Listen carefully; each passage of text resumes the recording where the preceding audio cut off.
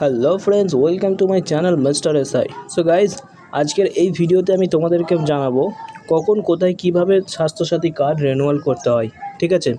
So guys, তাহলে চলো শুরু করি আজকের ভিডিও।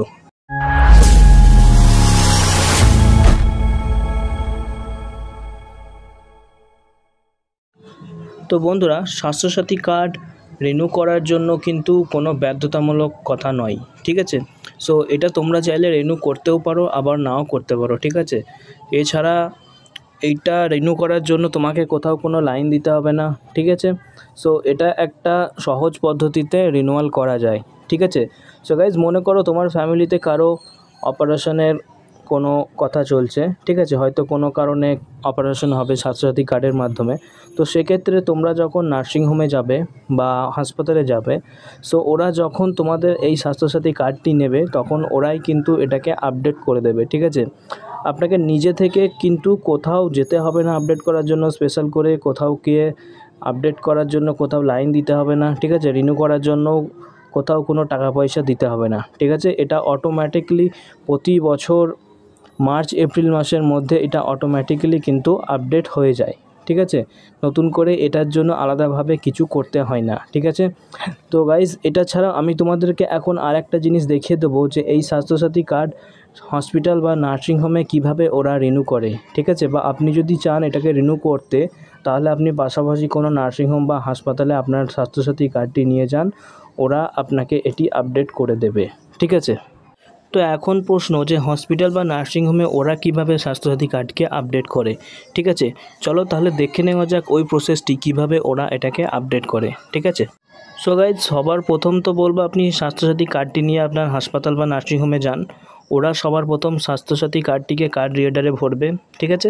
এবং তারপরে অফিসিয়াল স্বাস্থ্যসাথী অ্যাপ্লিকেশনটি ওপেন করবে। ঠিক আছে? ঠিক যেমন তোমরা স্ক্রিনে দেখতে পাচ্ছ।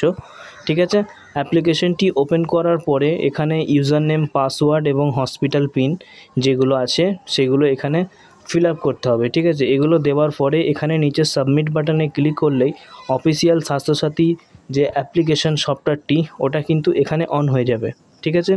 এরপরে ওকে বাটনে প্রেস করে চলে আসবে এই পেজে। ঠিক আছে? সো এখন এখানে উপরে মাস্টার যে বাটনটি দেখতে পাচ্ছে, ওই মাস্টার বাটনে ক্লিক করার পরে একদম নিচে যে আপডেট পলিসি বলে বাটনটি দেখা যাচ্ছে, এই আপডেট পলিসি বাটনে ক্লিক করলে কিন্তু আমাদের কার্ডের যে পলিসি সেটা কিন্তু আপডেট হয়ে যাবে। ঠিক আছে? অর্থাৎ রিনিউ হয়ে যাবে। ঠিক আছে? এটা হলো ম্যানুয়ালভাবে রিনিউ করা। আপনি যদি চান কোনো কাছাকাছি নার্সিংহোম বা হাসপাতালে গিয়ে স্বাস্থ্যসাথী কার্ডটি ঠিক এরকমভাবে রিনিউ করতে পারেন।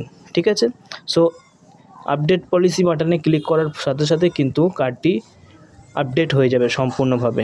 ঠিক আছে? সো তোমাদেরকে আমি বলে দিই যে তোমরা যদি এই প্রসেসে আপডেট নাও করো তাহলেও যে তোমাদের কার্ডটি বন্ধ হয়ে যাবে তার কিন্তু কোনো কথা নেই। ঠিক আছে?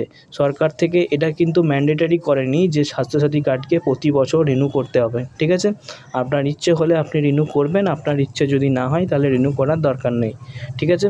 আপনার যখন এই স্বাস্থ্যসাথী কার্ডটি আপনি অপারেশনের জন্য ব্যবহার করবেন তখন প্রথমবারই যারা বা যেখানে আপনি এই অপারেশন করাবেন স্বাস্থ্যসাথী কার্ডের মাধ্যমে, ওখানে যে পোর্টালে থাকে স্বাস্থ্যসাথীর লোক, সেই এটাকে কিন্তু রেজিস্ট্রেশন করার আগে আপনার কার্ডটিকে কিন্তু আপডেট করে দেয়। ঠিক আছে? সো আশা করছি বুঝতে পেরেছেন।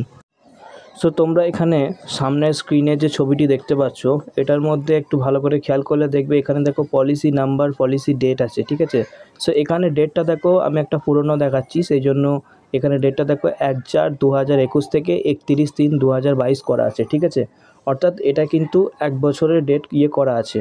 এবার যখনই এটা 2022 সালে 31/3 মাসটা পার হয়ে যাবে তখন কিন্তু অটোমেটিকলি এটা আবার 1/4/2022 থেকে 1/4/2023 হয়ে যাবে, ওই 31/3/2023 হয়ে যাবে। ঠিক আছে? সো প্রতি বছর অটোমেটিকলি এটা আপডেট হয়ে যাবে। ঠিক যেমন এখন সমস্ত কার্ডেরই পলিসি ডেট হচ্ছে 1/4/24 থেকে 31/3/25, সমস্ত কার্ডের ভ্যালিডিটি এখন কিন্তু এটা। ঠিক আছে?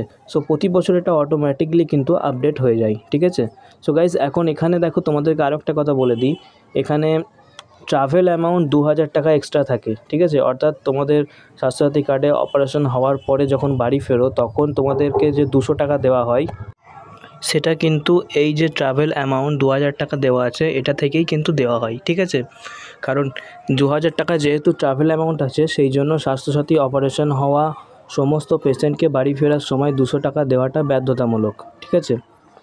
সো গাইজ, আশা করছি আজকের ভিডিওটা ভালো লেগেছে, ঠিক আছে। সো আজকের ভিডিও যদি ভালো লেগে থাকে অবশ্যই একটা লাইক করে দেবে। চ্যানেলে যদি নতুন হয়ে থাকো অবশ্যই চ্যানেলটা সাবস্ক্রাইব করে নেবে। এরকমই নতুন নতুন লেটেস্ট আপডেট তোমাদেরকে দিতে থাকবো। সো গাইজ, আজকের মতো এতটুকুই। দেখা হবে নেক্সট আরও একটা ভিডিওতে। Thank you.